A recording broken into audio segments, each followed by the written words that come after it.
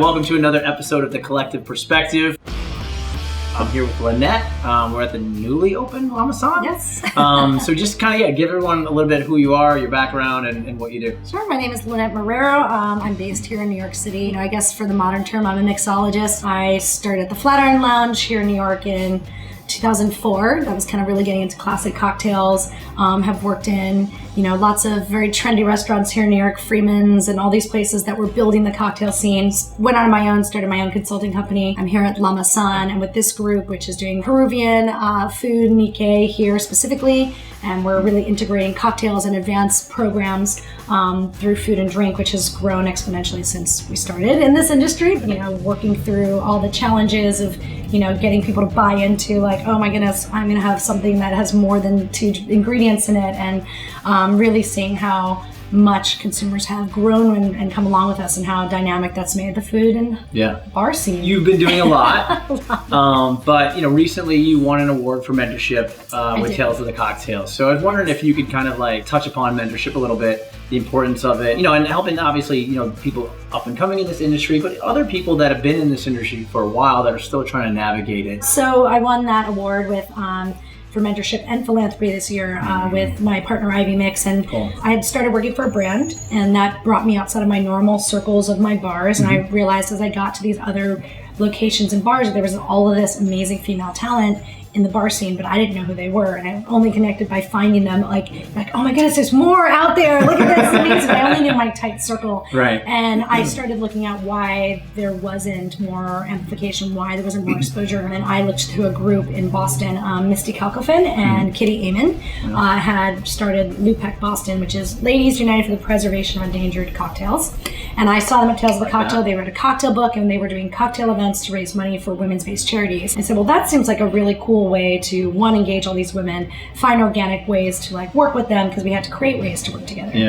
So I started a chapter here in New York, and so I met Ivy, and she was having a hard time getting behind the bar, even though she bartended in Guatemala and she had some experience, but the New York scene was pretty tight. If you didn't get in, you didn't have all this experience, and there were so many barriers to entry that was kind of funny when you look at it now. You're like, oh, I kind of get it. Maybe as a bar owner, I wouldn't have just picked up somebody, but where were those opportunities? Right. So she joined. That eventually led to us starting, Ivy and I starting this organization called Speed Rack, and that came out of kind of a little bit of a joke. We were all working at the Manhattan Cocktail Classic in the kitchen, producing all the, everything for all the seminars, all the drinks, all the tasting menus. And this group came over and they're like, oh my goodness, we need women bartenders. We have no women bartenders. And they're like, there's a whole bunch of women bartenders making this whole thing happen. And so they went into this thing on camera, and I was like, okay, well, it's just because I'm a woman. That's a tokenism, and that's all that they wanted from me. But then she's like, all right, but what can we do, and how can we take that and actually make it into something? What happens is, I think with mentorship, what we realized as this industry grew, and that's where some of those barriers were. If you didn't directly work with someone who worked for Julie or for Audrey, and there was not a lot of pathways, what was the way to take away some of those barriers was teaching all this next set of bartenders coming in, and we focused on women and teaching them classics and things that we had gotten firsthand through these people who were the Renaissance makers. We brought them as judges, and we asked them to judge around the country to give mentorship back. And by doing that, by having these women make drinks, being judged very critically, but in that way of learning through that experience. And so I think that kind of just became this movement because that was needed, and more women would turn up for the events, and more women would get involved, and brands would see that we were really teaching something in an environment that was fun, and also we were creating it becomes like a festival. And what happens is when the community comes together to hoist everyone on their shoulders, that's when progress happens. So you've obviously been doing, you mentioned you work for a brand and Speed Rack. You have these different verticals of income and success. What, can you say to people as far as people coming up or trying to not necessarily duplicate what you're doing, but do something similar to what you're doing? How does someone build their personal brand, navigate this industry, and then become successful? So I think a lot of that came out of, and at the time I didn't realize what I was doing, but it came out of lack of imagination. Not my imagination, but those around me. People kind of lay out paths for you. You're like, what are you going to do next? And it's like that same thing when you get out of college. Everyone's like, what do you do with your life? You're like, I don't know. I'm just figuring out life. And my pathways, I didn't see it in those traditional ways. And I was like, well, I really like doing events. I want to go, work for St. Germain at the Guggenheim and throw these fantastic parties and help them do that right, make sure those drinks are good.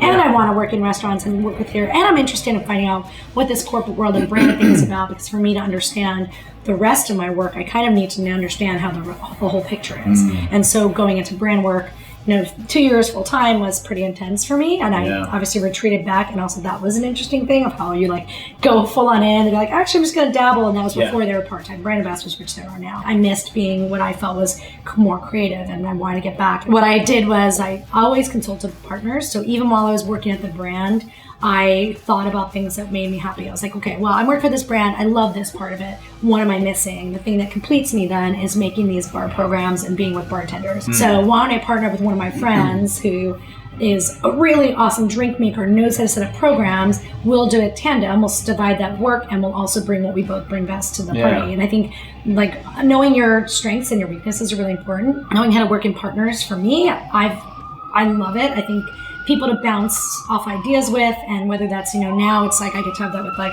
my head bartender, and they become partners, and I get to like mentor them. But back then it was like you either had it all by yourself, you're like, oh, what do? You chip away. So there are people who will help you along the way, and you can find people who can help you craft what your vision is. So that kind of goes along with like just longevity in this industry. I mean, there's a lot of rabbit holes people can go down. There's a lot of drinking. There's a lot of late nights into early mornings. How do you how do you survive a decade, 2 decades in this industry? I mean, I think it's an individual thing. I think, for some people, I think we kind of just say we're in dry January, and some people needed to completely 86 alcohol from their lives to be more productive and better citizens in this industry, right? That's for some people. Some people just need to like restructure. I found more responsibility, always because I was doing more. Yeah, I still would have fun, and like, we'd close down working at Peel's, good at Painkiller. Who knows what time I get out? But I'd have one night. I'd have one night a week that I was like, "Oops, there's the sun. Here I am." But that wasn't always, because I couldn't maintain. Right. I think what I didn't do early on, good enough, which I think people are doing better now. I was bad at taking time for myself. The whole self-care thing is not really bred into children of immigrants. You're like, what's the self-care thing? Self-care is when you die. Go to work. I think that was something that I had to realize, that I was going to be a better, more active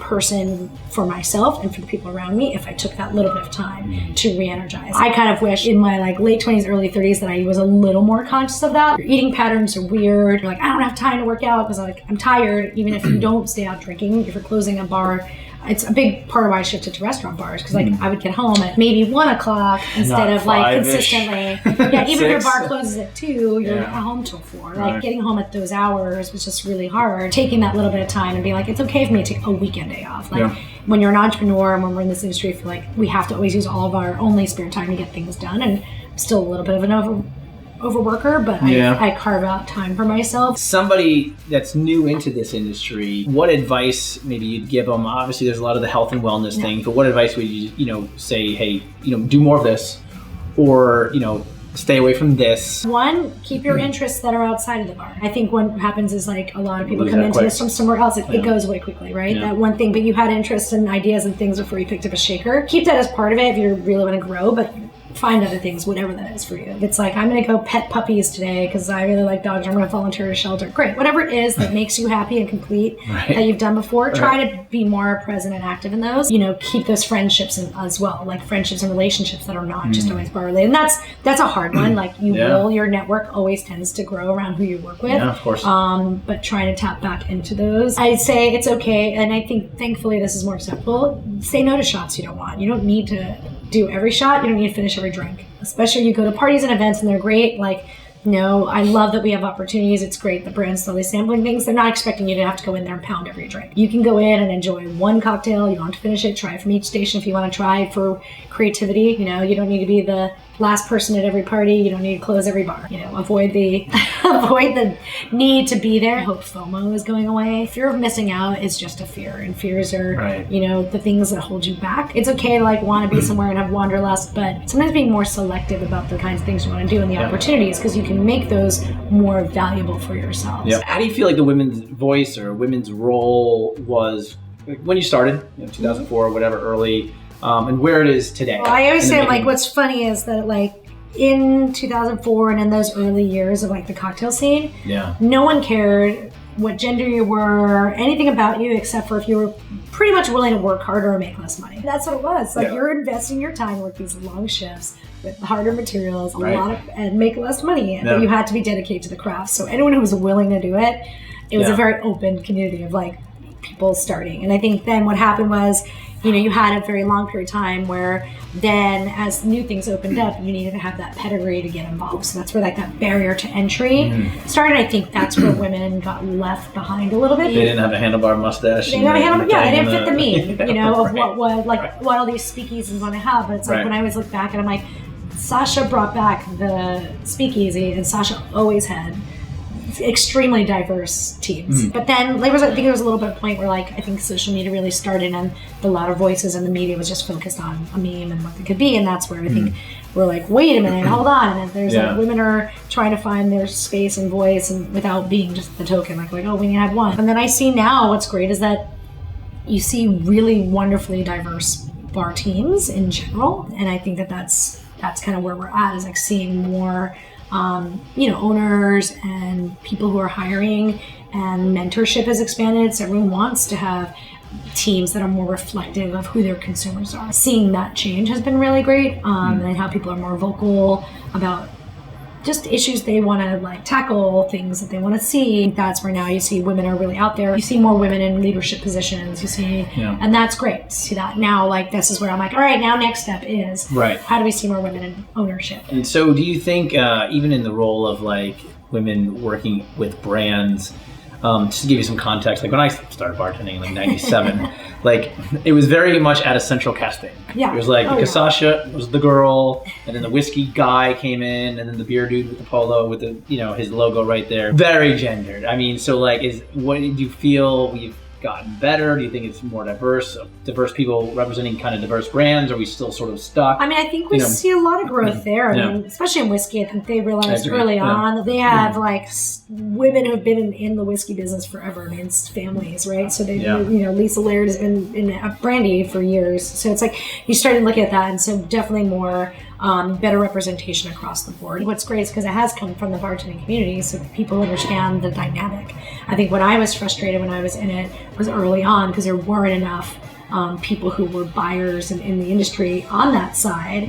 Like a lot of people would come over from marketing or different places, so you were like, I'm like, wait, but this isn't how the real world works. So this is what you're telling me I need to do is hard. I think as we've seen more people from hospitality get in there, they've had a voice to say, hey, these are the real ways we can be constructive and work with people. So that's really nice and refreshing, and I think you see the programs. So that's definitely improved, thankfully. I still see some like systems really old school, like at the distributor level.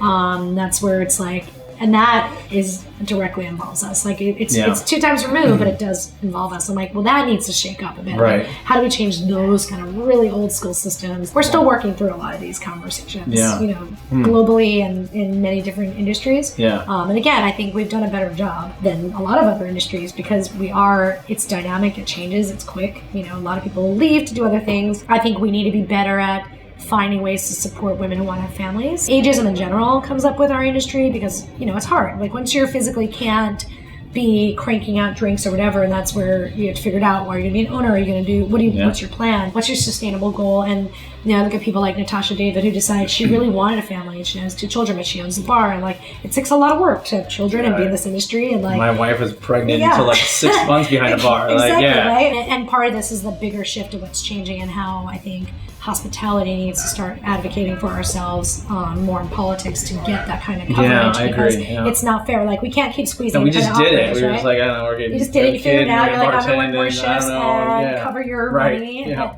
When we look at it, it's like there's no real maternity leaves, but like how much, we have to look at all those dynamics. A small restaurant or bar has only 6 people on staff and someone goes on maternity leave. All this just need to be covered. You probably can internally cover it. Right. But how do you get that compensation for the other person because everyone's working on shifts? So there's a lot of things to figure out, and I think we need more help from, organized systems to help make that happen for us. Thank you for your time. We're not going to solve the world's problems today, but I always think I'm working hard until I see what you're doing, and I'm always like, wow, geez, this girl is everywhere. I appreciate always your time, your insight, and everything you do for this industry.